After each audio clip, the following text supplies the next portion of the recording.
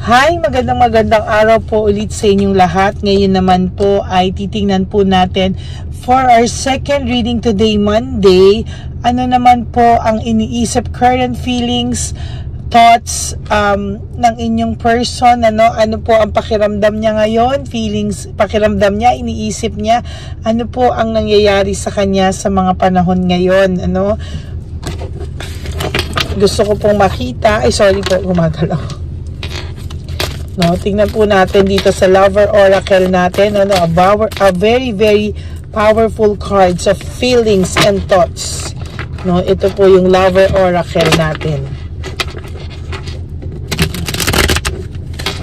Ano kaya ang makikita natin dito sa inyong teleserye ng kanyang pakiramdam, Tingnan natin ang feelings po niya.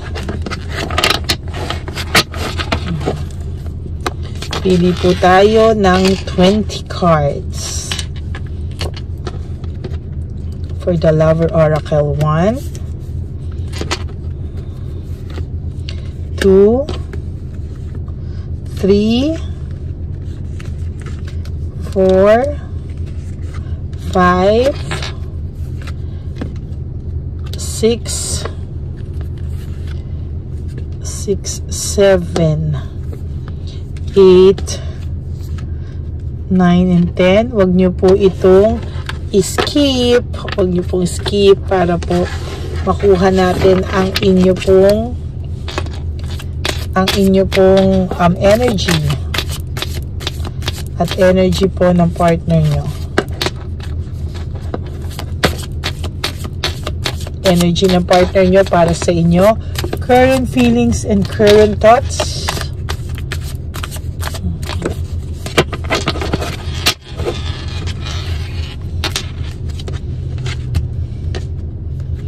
So another 10. 1, 2, 3, 4, 5, 6, 7, 8, 9, and 10.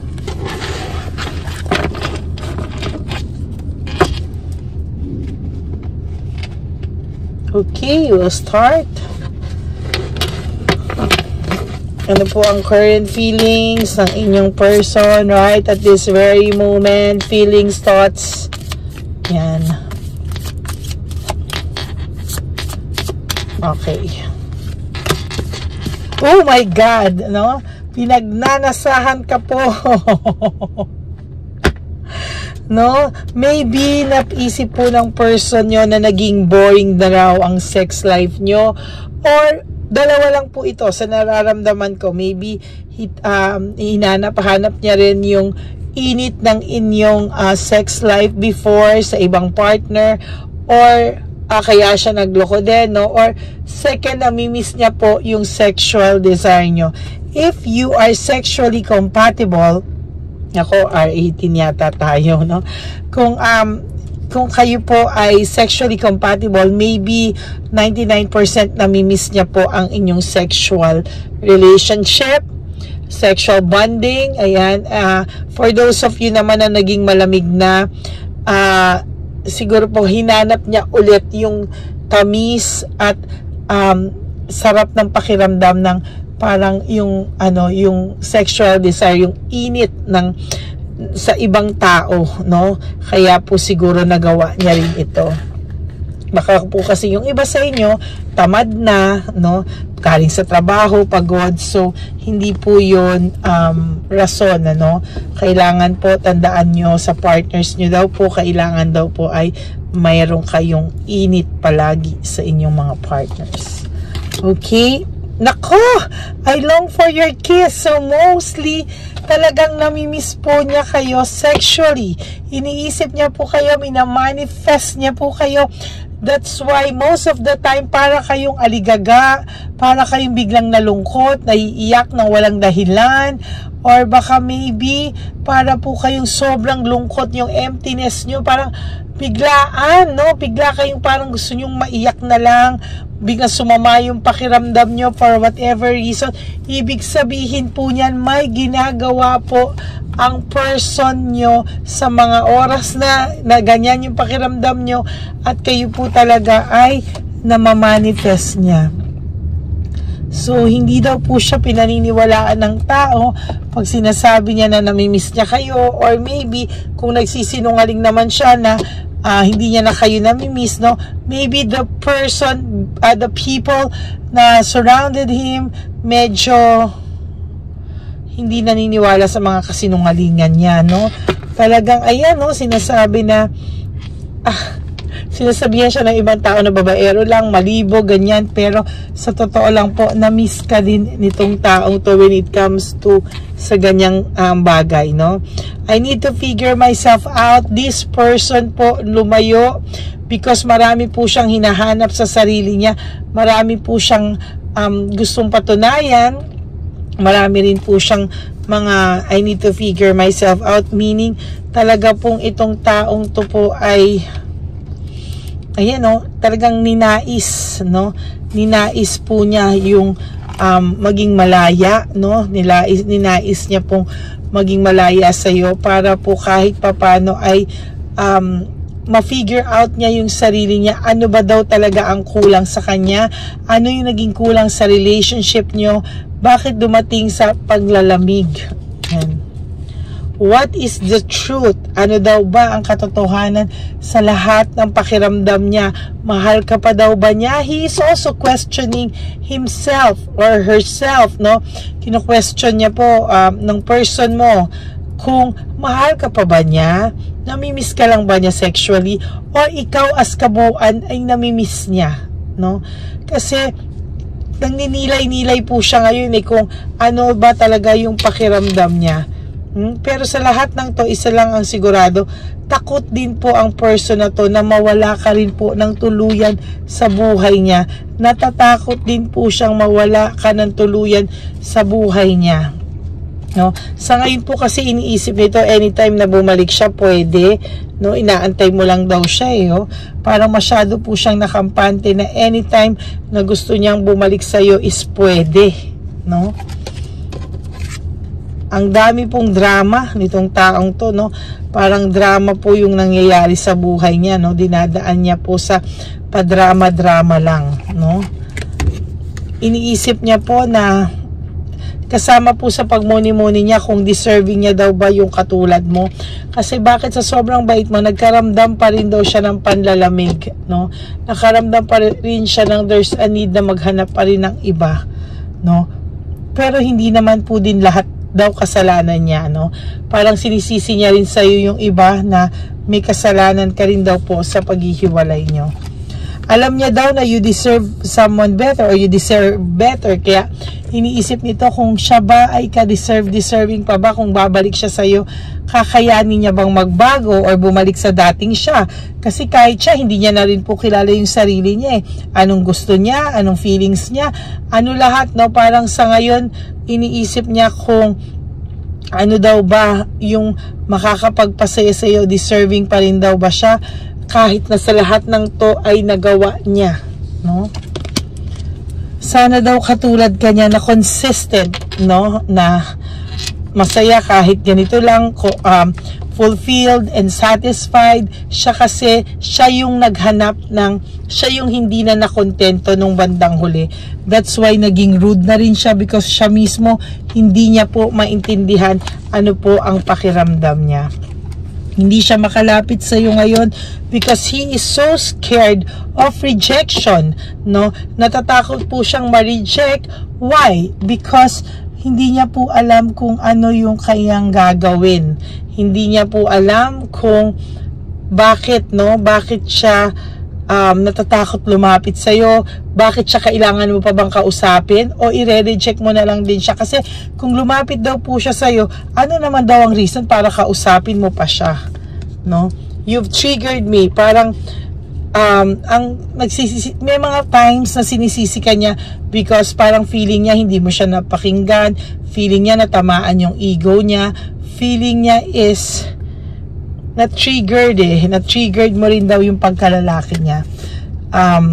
Dati, obsessed sa'yo to, no? There was a time na parang obsessed siya sa'yo, in love siya sa'yo, pero dumating kayo sa time na yung pakiramdam niya is nanlamig, napatungan ng yung pagmamahal niya ng panlalamig, no? As a matter of fact, hindi niya nga po alam bakit siya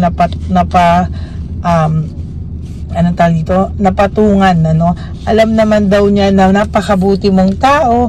Sometimes, minsan yung kabutihan din kasi parang napanatag din to, no?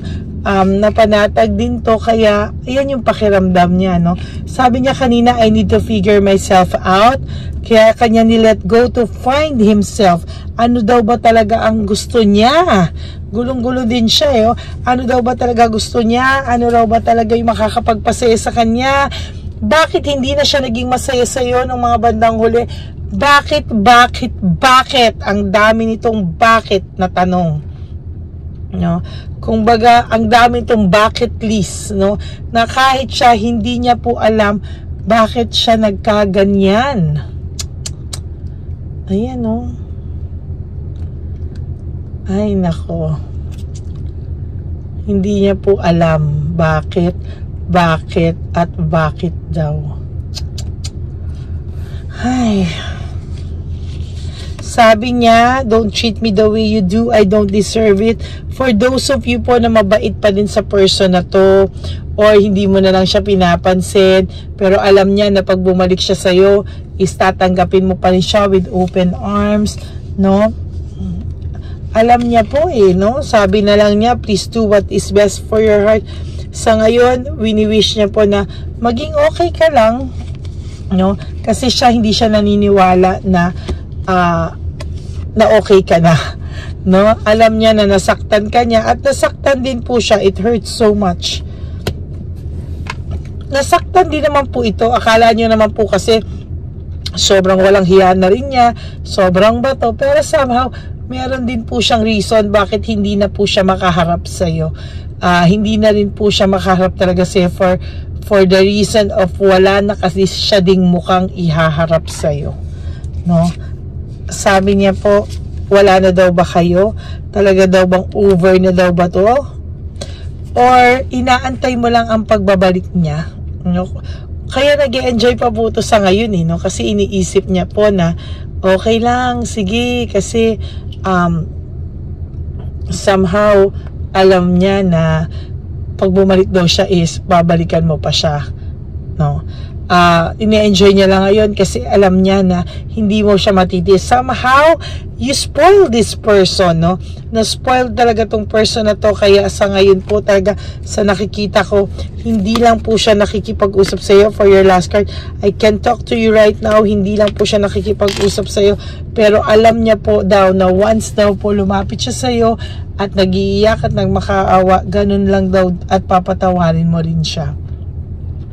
Wag po kailangan po kung talagang ganyan ang mangyayari, be wise, be smart, and listen to your intuition. Wag nyo pong i-justify yung mga kahinaan nyo. Listen to your intuition at kausapin nyo siya. There's rules for everything. Kailangan hindi po ganon, ano? Kailangan maging maayos pa rin po kayo. At wag po kayong maging marupok pag bumalik siya, maging marupok at okay agad. Okay? So that's your second reading for the day. Ano po ang current feelings, emotions ng inyong person right at this very moment? Ito po ang nabasa natin sa Lover Oracle, the Black Lover Oracle. Ayan, no? So that's your second reading for the day.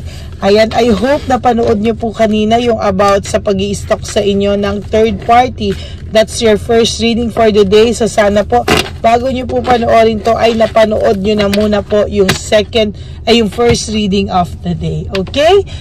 Maraming salamat po sa lahat sa inyo. For those of you that who wants to have a private reading with me, you can message me at Lady Lee Elena. That's LADYLY Nasa dulo po yan ng ating video wherein dyan nyo po ako makokontak at makakausap. At yan lang po ang aking official and legit FB account. Paki-follow nyo na rin po para kung minsan man po ay mag-random calls ako, matawagan ko din po kayo. Okay? Maraming salamat po to all my Lady Elena friends, family, and subscribers. I love you all from the bottom of my heart. For those of you na nag-resonate po, please give me a like and comment down below. And para po sa inyo na hindi ko pa subscribers, please click yung subscribe and yung bell button para updated po kayo sa ating mga latest videos na ilalabas.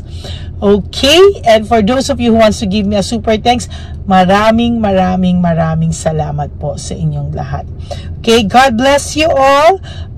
Life is too short. Don't make it shorter by stressing yourself from all the pains and the heartaches na binigay sa inyo ng kahapon. Just surrender everything to the divine universe.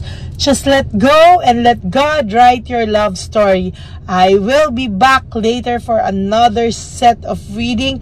Just enjoy your Monday at mahal ko po kayong lahat. God bless you everyone. Bye!